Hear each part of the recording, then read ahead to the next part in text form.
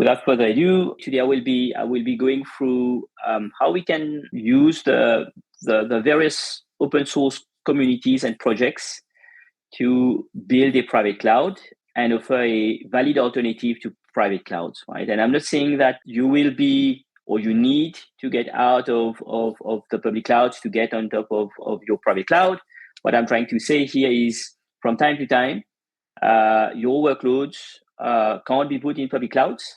And basically, you do need to then have that valid alternative in a private environment because of data sovereignty, because of non-existing data centers in some specific regions, or simply because you have a mandate to keep some of your applications on site. And in that case, you don't want to compromise on the flexibility that you are currently getting on these public clouds, right? My name is Daniel Virassamy. I'm a principal cloud solutions architect working for Mirantis. All right. So as I said, we'll go through the target, what we are trying to achieve. We'll go through the different layers. So the IaaS layer, how we'll be using Kubernetes as the cloud operating system. And then we'll look at some of the specialized delivery frameworks to host applications, to be able to deploy databases as a service or message queues as a service. And then look at some of the newer use cases around AI and how to do proper machine learning operations. Considering a cloud transformation or migration? Check out the Total Guide to Private Cloud from Mirantis to learn how open source Cloud On Prem gives you cloud benefits without the downsides. Download now at mirantis.com/privatecloud. So just back to the basics, right? So let's just look at some of the well-architected framework best practices that we want to align to. So as I said, the whole idea here is to be able to use as much open source as possible, right? So the first question that we typically get from some of our customers is how viable open source is. Before we go into why we would want to use open source and some of the challenges we have and how to mitigate some of those challenges for open source, one thing that we typically definitely see, and the reason that open source is so popular is because of sovereignty, right? And that's one of the only way of getting that full sovereignty capability is to get access to the source code at some point and to be able to rebuild the solution, the component of the platform. So it's kind of reversible. Open source is sovereignty, or sovereignty is open source. And that's why we strongly believe that open source gives the ability to be completely zero locked in from any given vendor, because if you get access to the source code, again, you have the full flexibility through skills, through people, through external help to be able to take ownership of the platform and take ownership of your roadmap within these different communities. This is actually why we now see a large adoption of open source, whether this is related to infrastructure, whether this is related to databases, whether this is related to message queues. We have a vast majority of businesses, whether these are small or very large businesses, that are adopting open source. This is also a source of innovation, right? It's as you have that shared resource across the world with very different skills that are brought within these communities and new ideas being brought within these communities in a very flexible manner. You can then see that this is also helping to solve a lot of complex issues and bring this innovation within these different communities, right? So that's how and why Linux is so popular now. This is how and why MySQL or MariaDB are so popular now, or PostgreSQL are so popular now, and the same for OpenStack or the same for Kubernetes. By being open source, that allowed a lot of people to come and contribute, bring their ideas, and innovate in regards to real use cases that they were having or they are having, and in that case also benefiting to the broader market. It also provides choice, because basically open source is inherently kind of, well, depending on how you want to tackle these communities and how you want to tackle some of the features you want to bring within these communities, can be a little bit selfish, right? And the way also the governance is made across some of these projects. In that case, you have ways of also managing all these different options that you get from these communities, and then cherry picking or selecting the right features that you want make it yours. And ultimately, around these open source projects and communities, you have challenges around security, challenges around support, challenges around skills, right? And this is where I'm going to expand a little bit in the next slide to go through some of these challenges and how you can overcome some of these challenges. So the first point is basically legal compliance and governance, right? You do have the challenge of what you are using, why you are using these licenses, what risk you are taking, how does that impact your product or your platform or your customers? Is it fully aligned with your strategy, product strategy, and go-to-market strategy? And for that, basically, the way of de-risking some of it is to build your SBOM, right? And this is something that now is becoming more and more popular, and actually even mandatory in some cases, is to be able to have that full list of components that you're using and the licenses that you're using, so that at some point you can audit the whole platform and get a very clear idea of what you're using. The community maintainers and contributors also is something which can be a challenge, because they have different governance bodies, they have different way of being consumed, they have different ways of managing the roadmap, they have different ways of being able to be part of that community and contribute. So again, one of the things that you most probably would want to do is to encourage contribution in a sustainable way. And what I mean by this is basically to learn and understand these different communities, try to be part of the governance bodies, actively contribute across the different activities of these communities, and then try to do that in a sustainable way, such that it not only contributes your activities, but also other activities within these communities. Complexity, support, and reliability. And again, these can be mitigated in the sense that if you plan properly and be aware of where and how you're using open source software, you can also mitigate the complexity of and support around this. Like, for example, if you do know through your SBOM that you're using a piece of open source which is very critical, and you don't have the proper skills to support that, in that case, you can then plan and go and try to find an external party that will help you support that very specific component. Security, vulnerability, and risk. These are, I would say, the most common challenges that you would have. Again, either you get external help from specialized bodies like Mirantis, for example, or you build within your product engineering organization, you build the same rigor as you would have with your own software, where you would take in these projects, you would vet the project, you would go and scan the code base. You would use the various toolings that are available around the security space to make sure that you don't have, or you are able to identify the CV and you are not shipping on production critical CVs that have been already identified by the community. And lastly, skills, availability, and retention. So on one part, it can be hard to get the right skills for some of the available projects. But on the other side, it's also for your team. You can reward your technological experts to be part of these communities, right? And this is also a way of making sure that you have proper retention of staff in that case, because if you reward them as being part of that community, then in that case, you have a better chance of keeping these skills. Now, let's look a little bit more of how then we want to consume these open source projects and how we want to build the platform. So again, we'll just be reusing some of the concepts around a well-architected framework. Security is very, very key. So you will not have any compromise around security, right? So across these different projects that you are going to onboard and integrate, you would want to scan these projects, make sure that they are rock solid, they don't have any identified security issues before shipping them on production. You will also then look at all the features that you can get out of these projects to be able to apply the least privilege principle, plan and execute the way that not only you will be deploying these components, but also consuming these components in terms of user onboarding and RBAC rules, for instance. The second thing that you would definitely want to do is to make sure that you are using projects that are reliable. And what I mean by reliable is that have track proven record by being on the field long enough and basically making sure that the platform that you are going to deliver is stable enough to host your users and applications.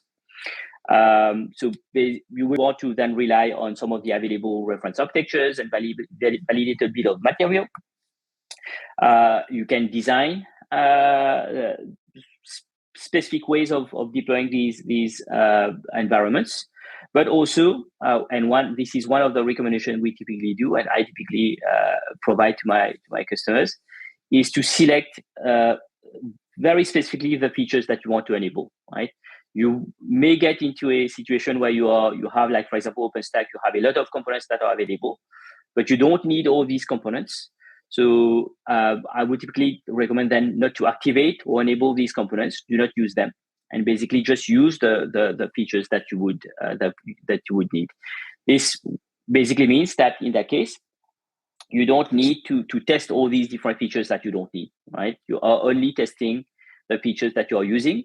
That's a lower code coverage that you need to have in all sensors in terms of security, but also in terms of feature testing and also reliability testing. Right sizing, this is very, very key because if you are looking at the high availability of your applications or high availability of the platform, you may want to spread your workloads across different sites. You want to have multi-region, multi-availability zone to again align with reference architectures.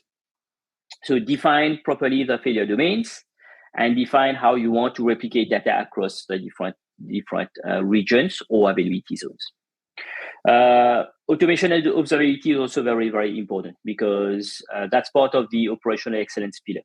So basically, for example, in our case, we made some strong choices around Kubernetes, and we decided to manage a lot of our workloads, even internal workloads and external workloads, using Kubernetes as the underlying lifecycle management system, and also to host the logging, monitoring, and alerting stack.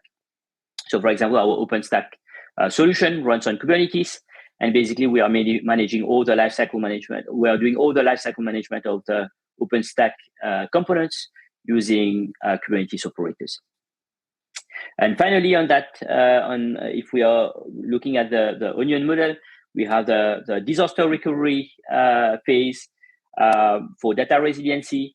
Again, this is all related to being able to plan, at some point prioritize, and then execute, right? So if you have two different or various environments available, let's say production and staging or two staging environments, you need at some point to be able to test the disaster recovery the part, right? And around all of these, build your KPIs or define your KPIs. Like, for example, we in Mirantis, we typically have a KPI around API availability, and we are able to give SLAs around these API availabilities, like, for example, 99.9 or 99.99%, right? So this is a very common API that we do commit to towards our customers. Now that we've said that, we are starting to look at the landing zone, and the base of that landing zone is basically OpenStack in this case, right? And that's one of the long in the field solution. OpenStack is more than 10 years and has more than 10 years now of existence, with a lot of features that have been implemented across the different layers of what is a infrastructure as a service layer. This is a solution that you can deploy in your own data center or in a co-located site. It can run on various types of hardware, whether this is Intel based, whether this is AMD based, whether this is something which is hardware self-service like Equinix Metal.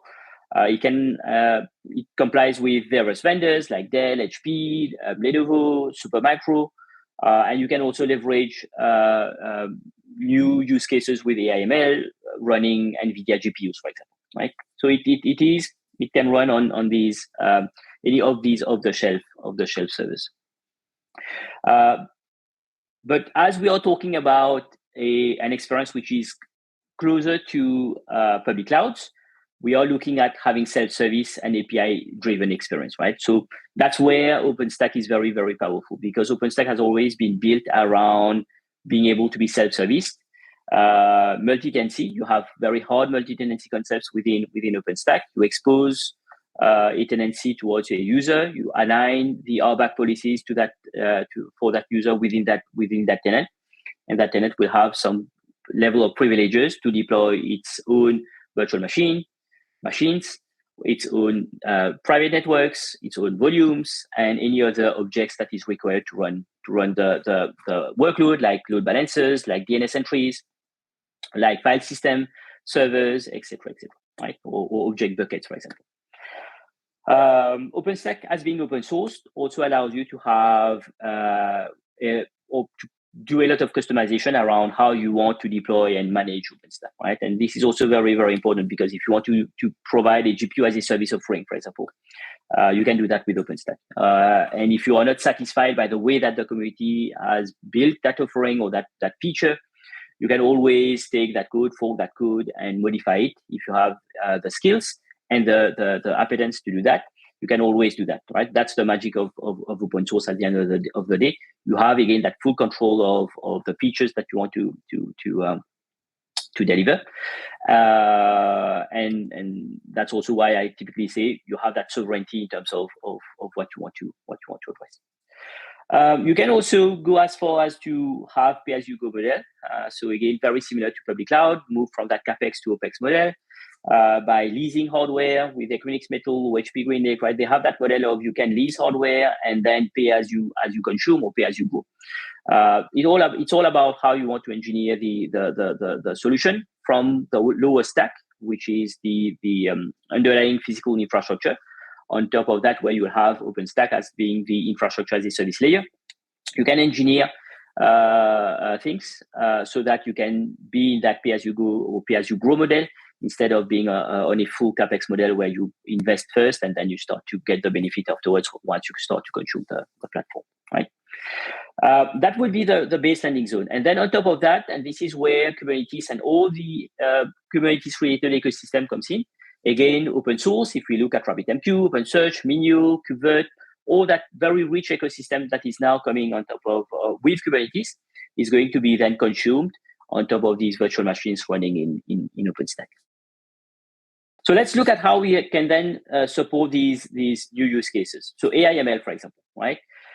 In the past, we've had a lot of big data projects running on top of OpenStack, right? So you had Sarah project, for example, within OpenStack. You had various frameworks that would be onboarded on top of OpenStack. OpenStack was a very good platform to support these big data projects.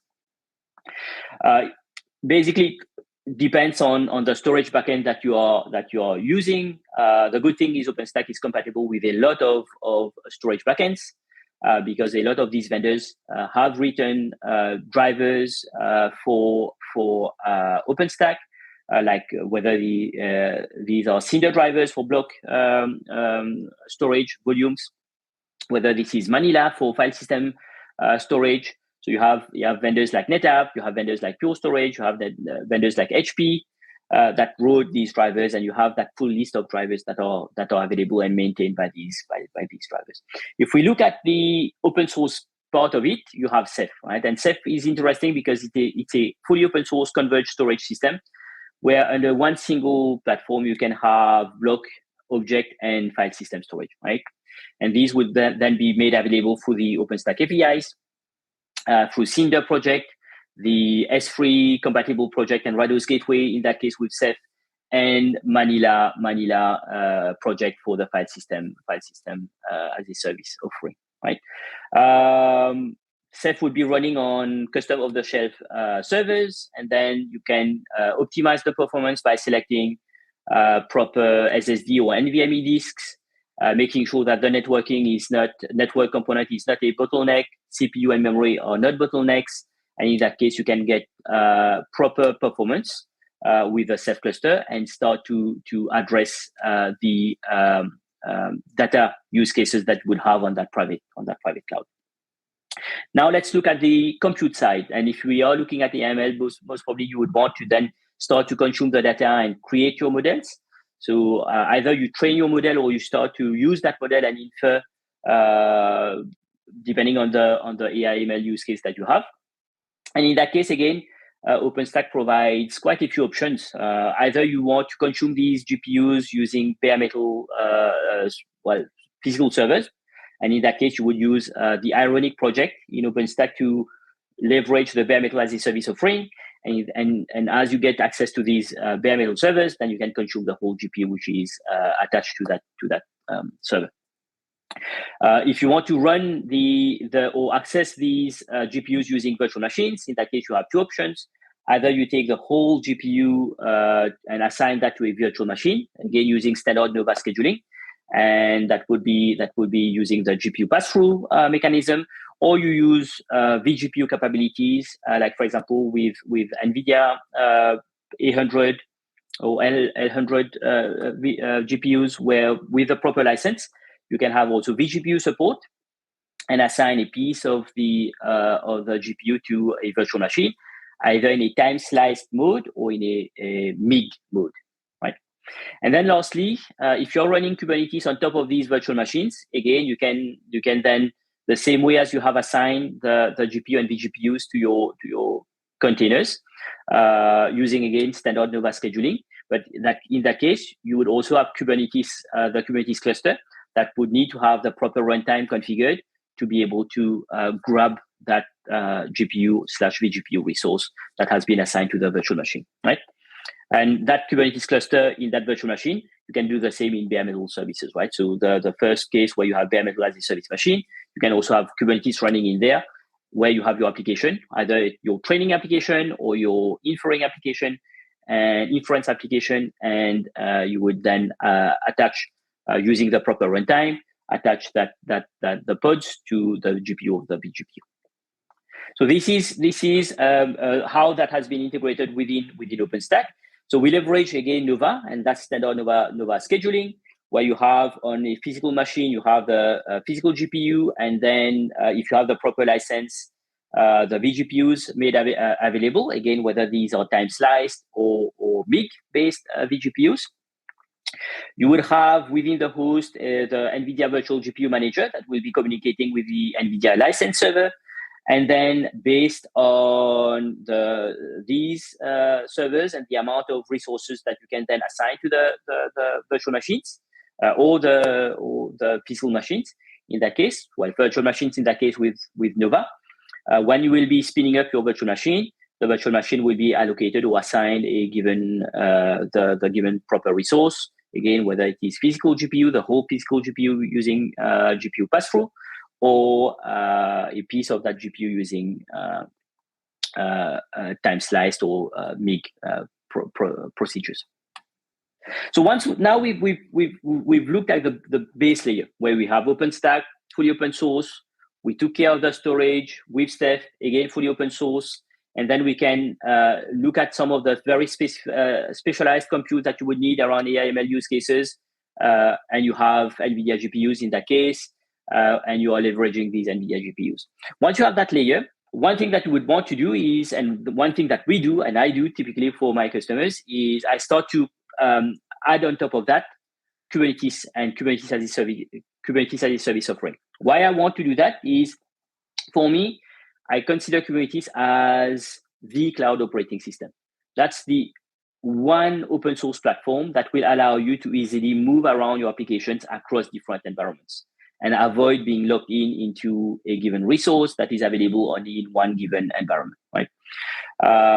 So that's very, very, very key. So you need to have that capability to be able to easily provide to your customers, internal customers or external customers, that capability to build Kubernetes as a service or create their own Kubernetes clusters, right? The same way as you would be doing on AWS with EKS or Azure on AKS. So let's see how we can do that in a private environment using fully open source components. For that, at Mirantis, we have developed two major components. One is called K8s, which is a simplified version of Kubernetes. And what I mean by simplified is simplified in the sense of being able to consume Kubernetes, right? We made Kubernetes simple with K0s. And then Cosmotron. Cosmotron is an operator that would run in any Kubernetes clusters, and that will allow you to manage child Kubernetes clusters. So Kubernetes as a service array, right? So you need to build these child clusters using standard cluster API interfaces. So here, what I'm showing in this example is that I'm showing how we can leverage Cosmotron to deploy child clusters in what we call the hosted control plane. And what is a hosted control plane? You have a management cluster, which is what I also call the mothership, where you will have the Cosmotron operator running. That management cluster can be anything, can be EKS, can be a K0s cluster, can be OpenShift, can be AKS, right? It can be anything. As long as that cluster is able to run a standard Kubernetes operator, then that works. As from there, you will be defining your cluster API templates. And through these cluster API templates, you will be able to deploy your child clusters. The thing which is interesting in that mode is that the control plane of these child clusters will be hosted within the management cluster, right? So they will be hosted as pods within the management cluster. So this can be very interesting, because in that case, you don't need to deploy extra resources, whether physical resources or virtual resources for your child clusters. They will be hosted in the management cluster as pods, right? You will only then need to deploy the worker nodes as dedicated resources. So whether again virtual machines or physical machines. Why that can be interesting? One, because of speed. If you are going to deploy very frequently clusters for testing reason, and you don't want to lose time of creating the control plane each and every time. These are ephemeral clusters. Then why bother creating the resources, right? You can just have the control plane hosted in the management cluster and manage the worker nodes on, because this is where at the end of the day, this is where you would be running your application, right? So this is just one example. If you want to try out rapidly a new cluster, a new version of a cluster, a new version of Kubernetes within a cluster, again, why bother deploying the resources? Or you can also have licenses constraints, right? Every time you're consuming the nodes or the virtual machines, you're paying some license fees. Again, you want to reduce that. So these are the examples where that mode is interesting. But you also have within Cosmotron and with Cosmotron, you also have the mode where you can have dedicated nodes for your control plane, right? In that case, instead of having the child cluster control plane hosted within the mothership, you would have dedicated virtual machines or physical machines for each of your child clusters that you are creating. That's a more standard way of also doing Kubernetes as a service. The good thing about Cosmotron is that you can manage both, right? It's not either one. You can have one single management cluster that can manage both. You can have some child clusters in the hosted mode and some others in the dedicated or standalone mode, right? The good thing also about Cosmotron is it's fully compatible with Cluster API. So if you have an environment or a provider that is Cluster API compatible, like you have some VMware is one, OpenStack is another one, Nutanix has a Cluster API. I don't think that OpenShift has one. All the public clouds, EKS has one, or AWS has one. So right, you can leverage all these then Cluster API controllers. And then leverage these cluster API controllers to have one single place to manage all these templates and manage the child clusters across these different sites, right? The mothership can be, for example, on prem, and then you deploy child clusters in the public cloud and then in the private cloud, or vice versa. So that's also a very interesting way of doing multi-cloud management. Now that we have that Kubernetes as a service layer, and you have either you give the capability to your tenants to do that, or you are managing that through your own APIs, because you can hide that behind your own APIs, right? So let's say you have OpenStack, let's say you are deploying Kubernetes on top of that, you are leveraging Cluster API, and you don't want to directly expose all these different APIs or services to your tenants, but you want to abstract that through your own API. You can also do that. You have your own portal, you have your own API set, and you decide to manage that as you would need to manage that, and provide access or the required access to your external customers. Once you have these two layers, then you can start to look at how to deploy or deliver various applications on top of the Kubernetes layer. Because yes, Kubernetes is going to be the hosting layer now, right? So OpenStack to host Kubernetes and Kubernetes to host all these modern applications. In that case, you have the standard way of looking at a very generic tool like Argo CD, for example, or Flux CD, to do the continuous delivery of these applications. Also very good option, but you will need to do a lot of customization based on some of the applications you want to host, right? So you'll need to be able to build your own pipelines. It's definitely something that is doable, and a lot of companies are doing that. But I also see value, and we also see value in using some of the specialized delivery platforms, like for example, DB as a service or message queues as a service. So for that case, one thing that we would be using is the multi-tenancy capability of OpenStack.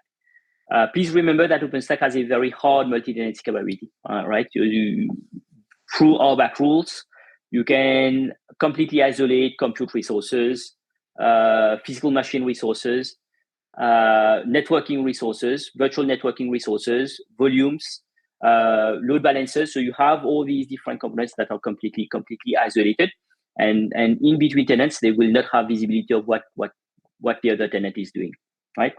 So in that case, you can definitely have a deployment pattern where you host an admin tenant, where you would be hosting the infrastructure services. In that case, what I'm showing here is I have two admin services. I have one for storage, and I have one for all the services related to database and message queues, right?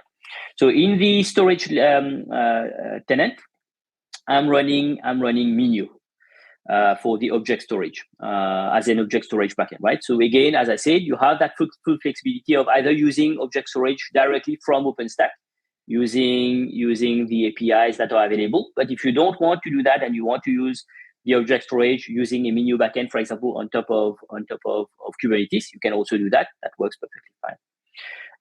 You have a service tenant where again you have a dedicated network, and there you would have your Kubernetes cluster that would be running, like for example, Portworx, right?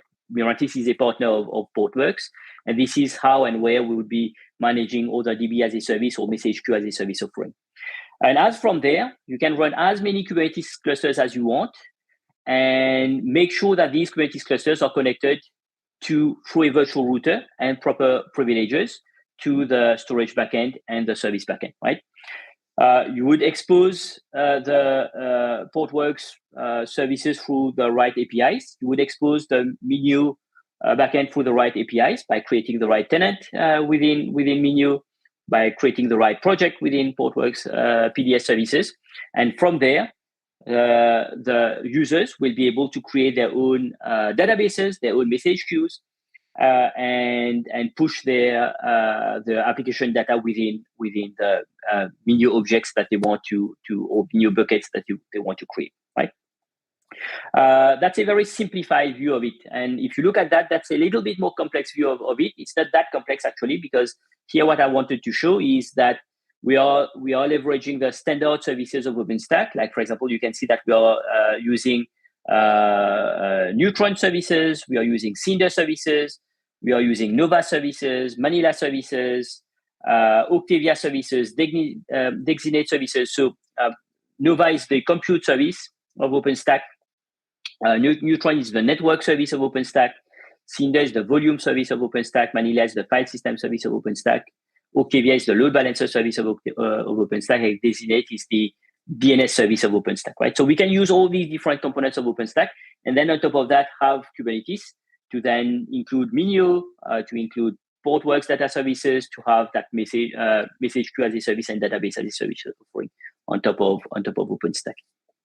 Another specialized delivery platform that I've been using and Mirantis leverages in various ways is Lagoon. So Lagoon is again fully open source project that has been open sourced by Amazy.io back in August 2017.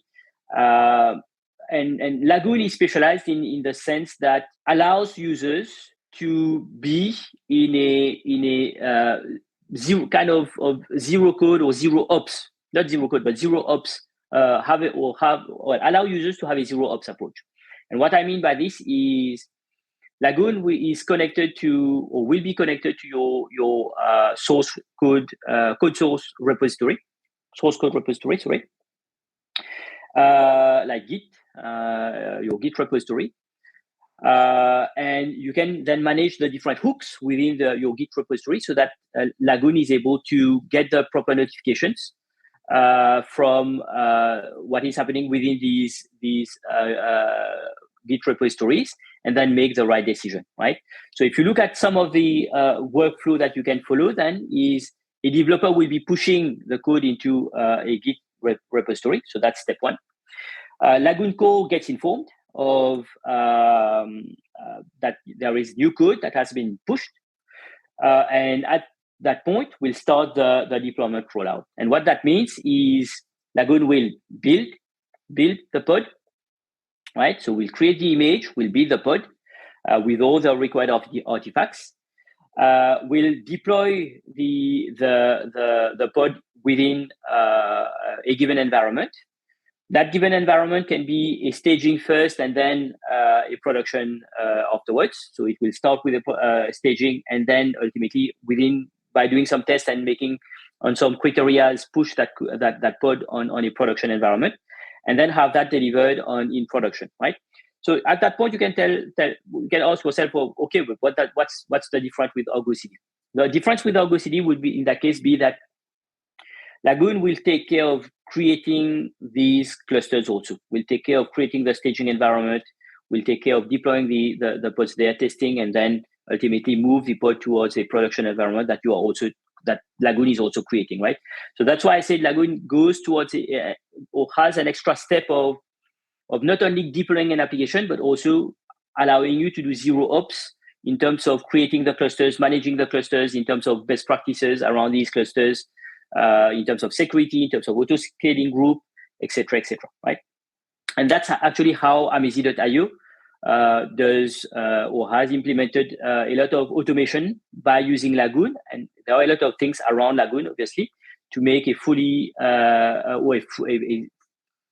compatible SaaS platform to host your applications across different clouds in a high availability manner.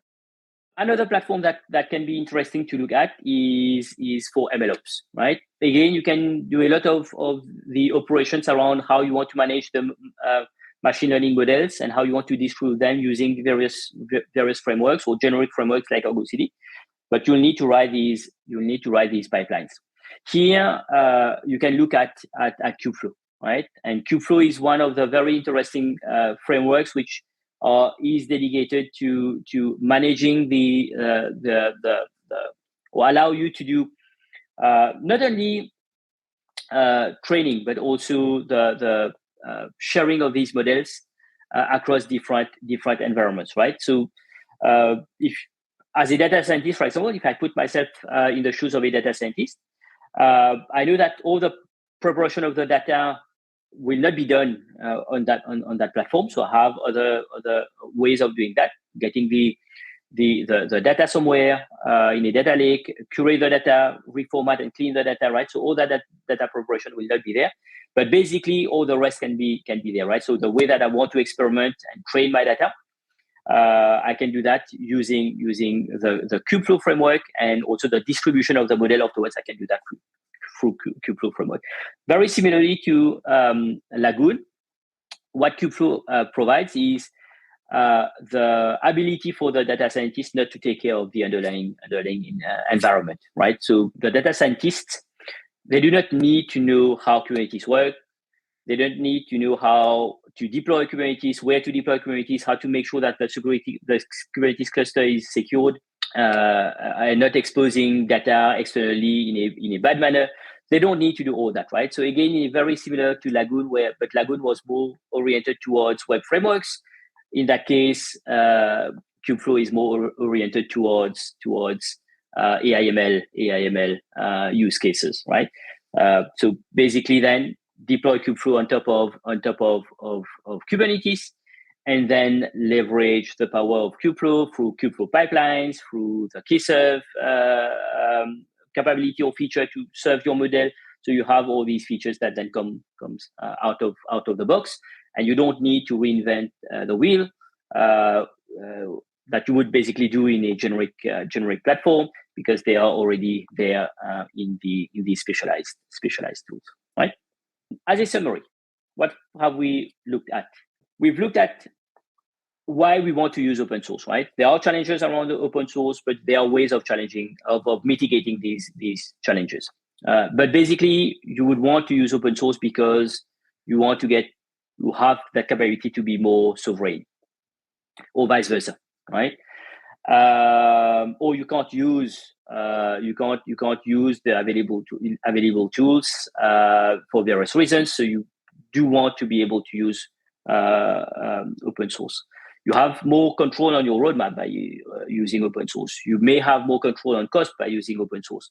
You will definitely have less lock-in if you use open source. So yeah, open source will give you that capability to be definitely more sovereign. OpenStack is a great platform to build your infrastructure as a service layer. It is a proven platform. We at Mirantis, we made a lot of effort for the past 4 or 5 years to make sure that OpenStack is getting simpler, because yes, we understand that there are some challenges around OpenStack, and the main challenges were around its complexity and the way that the lifecycle management is done. The fact that we at Mirantis, we decided to run OpenStack on top of Kubernetes, this is basically to tackle these challenges. Tackle the challenge of being able to deploy OpenStack in a simpler manner, and tackle the challenge of being able to update or upgrade OpenStack using, again, simplified APIs or operators running in Kubernetes. This is a process. We have started somewhere back in 2019 with that initial version of Mirantis OpenStack on Kubernetes. And we are doing continuous improvements across the various product iteration to make sure that the operator experience is getting better and better in terms of deploying the solution, but also doing the day-to operations on the product.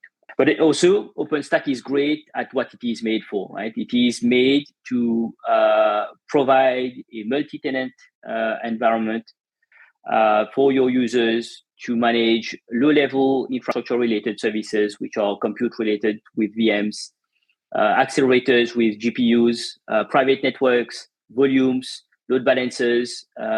It's not made it has tried in the past, but you have now modern ways and better ways of doing that, and this is where Kubernetes comes in. Kubernetes is your link between that infrastructure and applications, right? And to get the benefit of being able to hyperscale, being able to treat your applications as cattle and not pets, this is where you want to use and leverage Kubernetes. Good thing is Kubernetes is also open source. So that's yet another layer that you are putting on top of OpenStack, which is again open source. And once you have that open source, that Kubernetes capability, whether it is one large Kubernetes cluster where you have namespace as a service, or you want to have that full flexibility of having Kubernetes as a service. And again, as I explained earlier in the presentation, you have now very interesting ways of managing Kubernetes as a service with a shared approach where all the child cluster control plane nodes are co-located or shared as pods in that management cluster, or you can still be in dedicated mode where you have dedicated virtual machines or physical machines for your child clusters. But it will give you that flexibility when you're in Kubernetes as a service mode. It will give you that flexibility of using the right level version of Kubernetes for your application, testing more rapidly a given Kubernetes release to align with the new features of Kubernetes and get the benefit of these new features for your applications. Like in 121, for example, there are new things that are coming to help do and run AI/ML pods by managing the volumes in a very, very optimized way, right? So you want to be able to get access to these innovations in a faster manner. When you are in that large cluster and namespace as a service, you are dependent on that one single large cluster and one single version, where you are hosting a lot of applications, and they're all then becomes all interdependent in between them. While when you are in that Kubernetes as a service offering, you break that interdependency. You then again get sovereignty in terms of the way that you want to manage your applications, and basically then get the benefit of the latest innovation from these communities, from the Kubernetes community. Sorry. And lastly, we looked at why we would also want to use some of these specialized frameworks compared to generic framework. Generic framework is great, great for a lot of applications that you want to deploy. It's not exclusive, so it's not one versus the other. Basically, it can be specialized plus generic tooling, and this is typically what many of our customers do. They use Argo CD, for example, as a generic tool where they would be building their pipelines, sorry.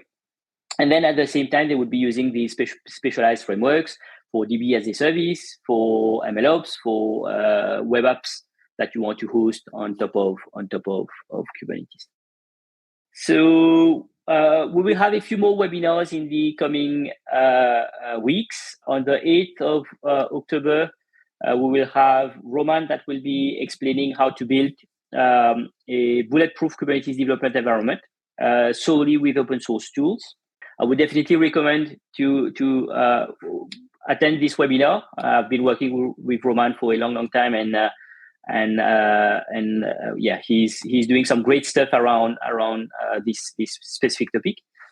And on the 23rd of October, we have Kevin, one of my counterparts in the US, that will be explaining how to seamlessly migrate your virtual machines from VMware to OpenStack. Again, I would recommend to watch this webinar. I've been working with Kevin on this topic, and this is one of the new things that we are doing at Mirantis to help reduce some of the pains that some of our customers have raised around the new VMware pricing, and give them some options of moving out of VMware, basically. And this is one of the tools that we've built to help customers migrate their applications from VMware to OpenStack. So again, thank you very much for your time this morning or this afternoon or this evening. And as I said earlier in the session, we will be sharing the deck and the video after this session. Thank you very much. Have a good rest of your day, your afternoon, or your evening.